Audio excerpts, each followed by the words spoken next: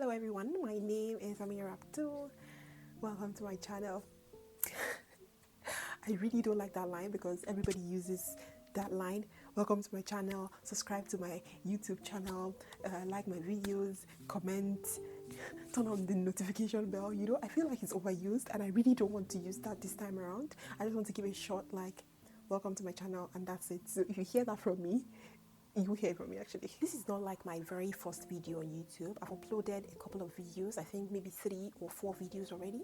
But that period I wasn't so comfortable with the camera and I felt like I wanted to do this introduction video when I'm a bit more comfortable, you know, and I've already gone through the learning curve.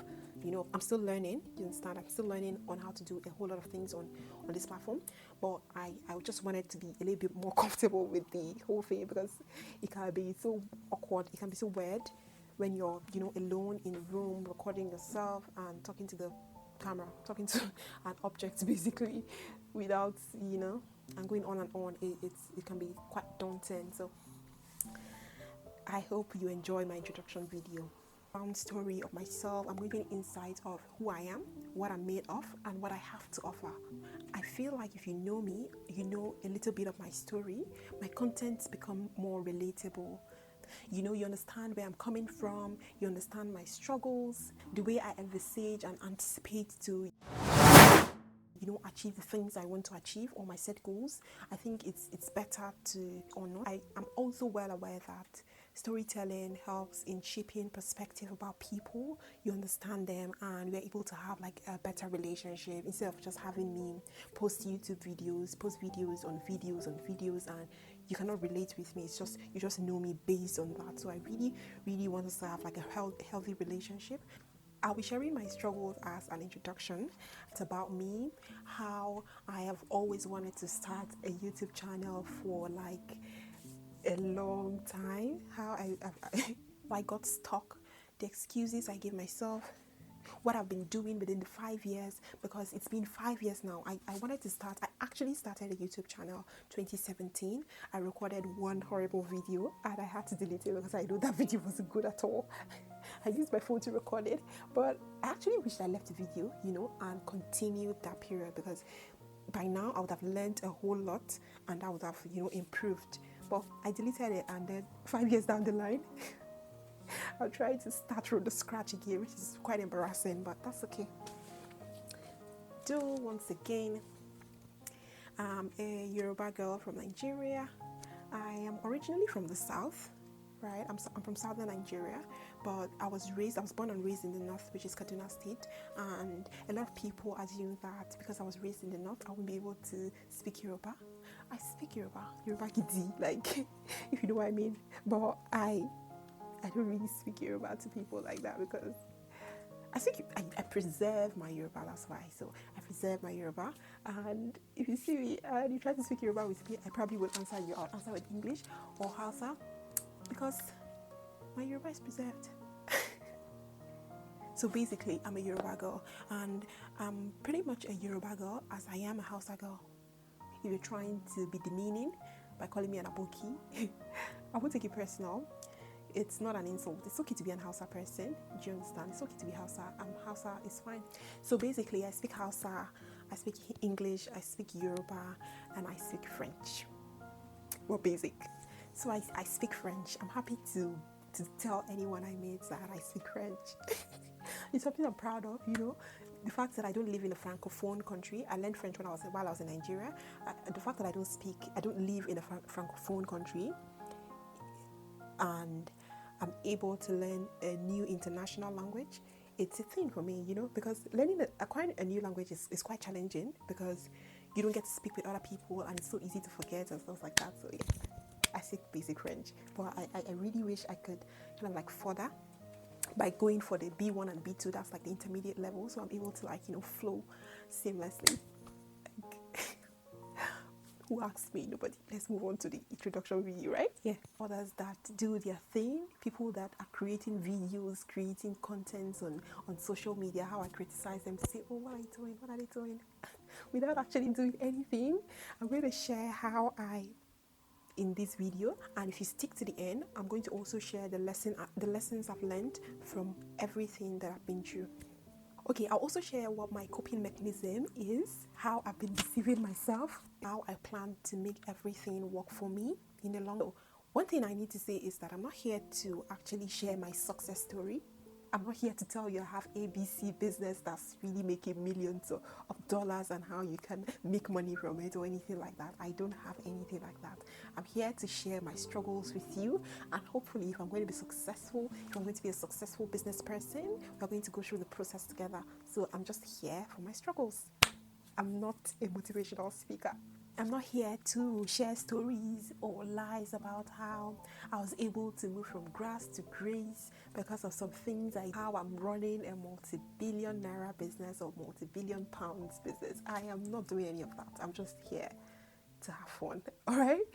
I'm here to share the process, what it is like to be in that process, because I find that a lot of people tell us, oh, I've been through a lot of this, oh, I've been through this, I've been through that, and they tell us, oh, 5 years ago or 10 years ago or 30 years ago I was sleeping under the bridge and now I'm in a mansion and all of that. But how did you get there? We never know. How people always share that success story, right? So I feel like I should share my struggle stories rather than success stories, because I'm not yet successful, or I don't think I'm successful yet, because that's subjective. Success means different things to different people. So I don't think I am at that level I really want to be at yet. So time I try to start a YouTube channel, I always give myself excuses as to why I shouldn't start. A lot of excuses I gave myself that period. Number one being niche problem. So the number one excuse I gave myself being niche problem was because the niche problem is all about me trying to understand the kind of niche, to go into as a YouTuber. I didn't know if I should go for makeup. I do like makeup, right? Or if I should go for lifestyle or for educative products, contents and stuff like that. But I thought about it for the longest period of time, and I didn't even know which to go for. So that stopped me a big deal. That stopped me from starting at that time. So for makeup, I thought like, okay, I like makeup, right? But do I really want to create just makeup content for people? Because I feel like, as much as I like makeup, I want to be that fine girl, makeup girl. I feel like I'll be reduced to makeup if I start a YouTube channel based on makeup alone. I feel like I'll be reduced to that because I have a whole lot more to offer. So I didn't want to start based on makeup alone. I even thought that, is it possible for me to actually have more than one? But imagine that I don't even have one YouTube. I'm thinking about two, So I felt that was impossible. And then another part I felt I could go into was lifestyle videos, vlogging and stuff like that. But then I thought about it again, like, is my life that interesting? Because what do I do? What happens in my life? Nothing really. I'm just like a home girl, staying at home. I know sometimes I go out, like I eat out, hang out with friends. Not really. I eat out, hang out, do one or two things, but I don't consider it super interesting for me to actually create content off of. So I felt like lifestyle videos. No, it's not the thing for me. So I pushed that away as well. And then the third one is, I think it was about educative videos, right? So I wanted to put educative videos out there, because YouTube is like a platform I've actually learned a lot from when it comes to doing things. Most times I remember, if I wanted to do things by myself, because I didn't have money to pay people to do it for me, I'd always check on YouTube, learn how to do those things, and do them myself. Especially digital skills, I was able to learn all of those things on YouTube majorly, and I did those things. So I felt like I could start teaching people the things I've learned over time. And sometimes I just think about it like, the excuses, what do I know? Like, what do I know that I want to be teaching people? You get? So I just felt like, no, I can't do it. I cannot do it. So those are the things, the serious excuses. That's like the number one excuse I gave myself. Like, okay, what niche should I go in? It was like a problem for me, and I call it an excuse because just start from anywhere, do anyone you know you're interested in and just start. But I didn't want to start. I was just giving myself silly excuse. The number two excuse I gave myself for not starting a YouTube video. This is actually not a YouTube problem, right? It's my life problem. I have a problem of inconsistency and procrastination. So I'm a queen procrastinator. If I do say so myself, I don't know. The moment I say I'm going to do this, it took me a long time to actually record this particular video. Every time I keep saying, I'm going to record it tomorrow, or I'm going to record it when I get better, or I'm going to do it when I procrastinate a lot, and I know that that's like a major problem that I see as well. Sometimes I let my emotion get into the way when I do something the first time, and I feel like it's not as good or as perfect as I really wanted it to be, or as I anticipated it to be. I get frustrated. I was like, oh no, I'm not doing it tomorrow again. Like, bye, never coming back. So that's like another problem. So if I do it 1-2 times and I'm not really getting the expected feedback, I just give up on it or not come back until after a long time. So I have like that inconsistency problem, and those are the things I keep telling myself, that I'm a procrastinator, I'm inconsistent. So how do I want to, start a YouTube channel that's based on those things? You have to be actually active. You have to be consistent for it to actually grow on YouTube. So how can I think I want to start YouTube when I'm not any of those things? So I feel like, no, I'm not starting now. I'll start when I'm better, when I'm good. I just kept giving myself different excuses. So one of the many reasons why I didn't start again is criticizing others. I know this might sound like a bad thing, but I know a whole lot of us, we do this a lot. We criticize other people, especially people that are actually doing something for themselves. When people put themselves out there and they're creating content or they're trying to actually build something, we tend to criticize them so much. Like, I personally will just sit down and think about it like, what are you doing? I can actually do better than that. Why is she talking like that? She's not even confident, I just keep thinking about different things, criticizing others. Or what kind of makeup is that? It's not actually nice. This makeup is not nice. But the person, or sometimes I say, I don't know, sometimes people get a lot of, maybe a lot of clients or a lot of feedback from or a lot of engagement from their content or from something they produce, maybe they're makeup artists or they are YouTubers or something. And I'll just be, in my mind, I'll just be like, the person is not that good, so why are they getting so much this thing? I don't even understand. I just sit down and criticize other people and I'm doing nothing. They are doing their thing. They're getting successful. Even if they're not like 100% good, they're getting better and better and better. And while I sit down in one position, I followed a particular YouTuber while she was on 5,000 followers. I'll just think to myself like, she's not even confident on the camera. She's not even this. She's not even that. Currently, as we speak, she has about 500,000 followers. I watched the whole process while I was criticizing. She was growing. So now that I've realized, although I'm not one of those people that would go and throw dirty comments under people's message, because those people, their own problem is another thing. Why would you just be so negative and you want to project it on other people by going to their comment section and posting negative things, commenting things that don't even really bother you? Like, it's the negativity for me. Like, why? So I'm not one of those people. I just say it in my mind because I'm really self-critical. So when I see other people, I tend to, criticize them too, which is not a good thing. And I've stopped. I'm not doing it again. I'm done.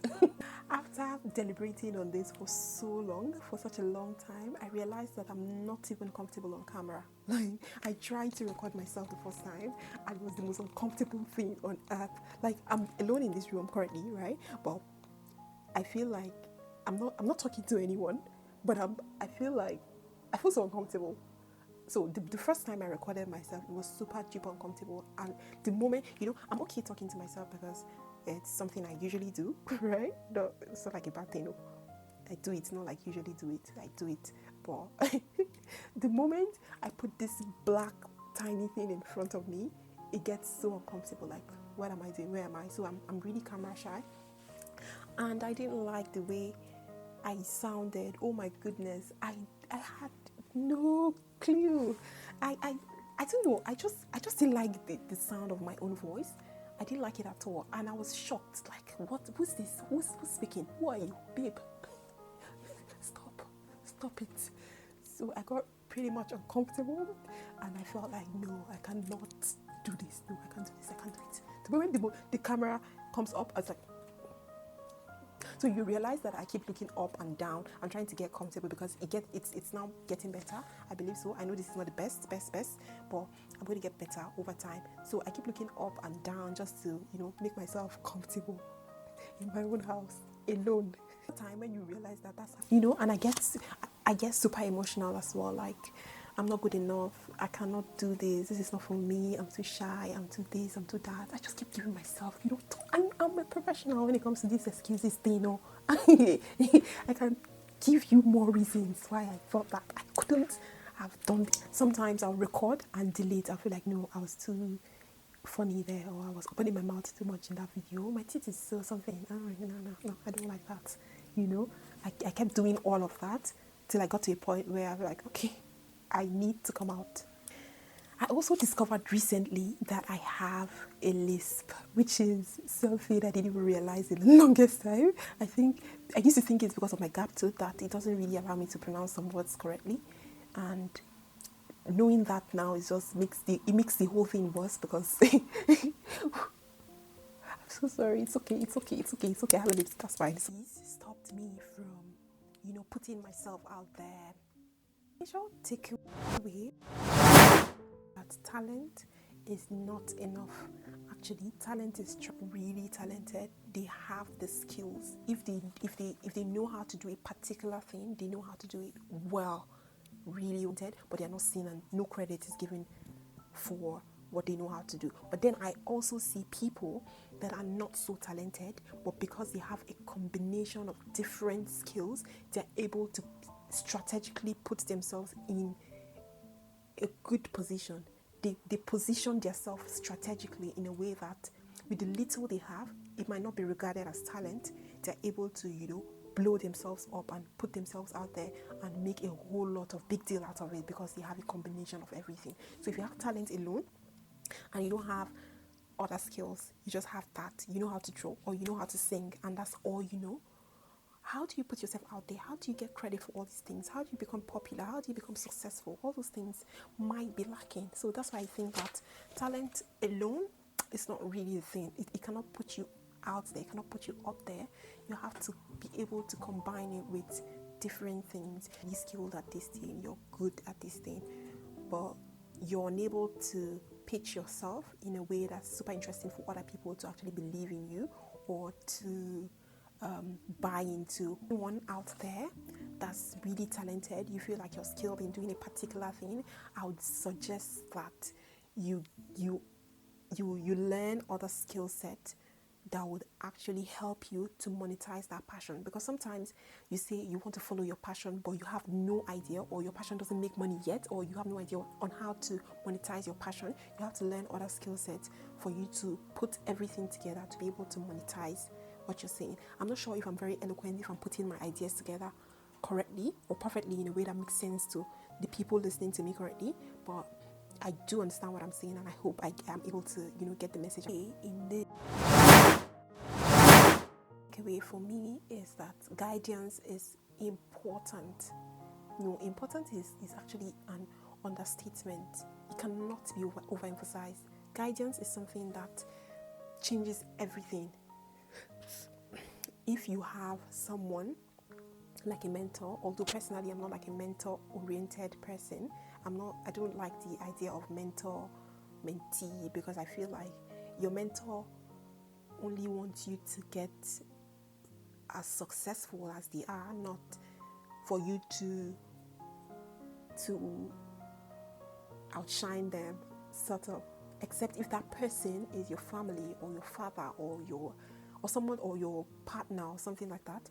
People, friends, people around might not necessarily want you to exceed them. They don't want you to outshine them, except if they are not on the same limelight with you, or maybe they're like elderly people, if you understand what I mean. So I don't really do mentor mentee. I prefer to say that I enjoy guidance than everything else. And I'll give examples of how guidance has really changed a lot of things, and how I've experienced how guidance has worked for other people. Because I can remember personally, for me, the moment I started getting guidance, things turned around for me, in the sense that the things that I wasn't able to do by myself with my own knowledge, having someone to, guide me, to tell me that, oh, this is this, you can do it this way, you can do it that way, and you're able to learn from them and do better. It helped a whole lot. It helped a great deal for me. I'm beginning to sound like a motivational speaker. Cut. I'm not a motivational speaker. I'm just saying. I'm getting too serious. It's like I think I should stop doing it. I'm just saying from my personal experience, right? It's just the things that I think. And I said cut just now. There's no one in the room. I'm the only one in the room. I'm the one pressing, pausing, and stopping in myself while the people want you. So, nobody asked. Okay, let's continue. So do not underestimate the power of guidance, really. I didn't before. I didn't appreciate it before, but I do now. It's really magical. After everything and the excuses I gave myself and the lessons I learned from it, I hope I didn't bore you. What I want to be creating, what I've decided to be creating on my YouTube is about still those things that I didn't want to, create. I didn't want to niche down initially. I'm just going to combine everything together and see how it works out. So I'm going to produce makeup videos. I'm going to produce lifestyle videos, and I'm also going to produce business educative videos. Although I always think that I'm not qualified to tell people about business and stuff like that. But when it comes to small business, the things I've learned personally while growing my own small business, I'm able to put those things together and put it out there. Maybe one or two people might learn from that, and if it works that way, I'm okay. I don't have to be a professional. I don't have to be like the perfect person. I don't think that any successful business person would actually have the time to come on YouTube and start advising people on how to, work their small business, because who cares really? It's only someone that's still struggling that can actually tell you their own struggle, and you can work on that. You can choose to, take, if it's challenging, that's it. You don't just do things because it's so easy and everyone is doing it. You do things because they are challenging, and you know that you're able to actually stand out and, excel in that particular thing, which is fantastic.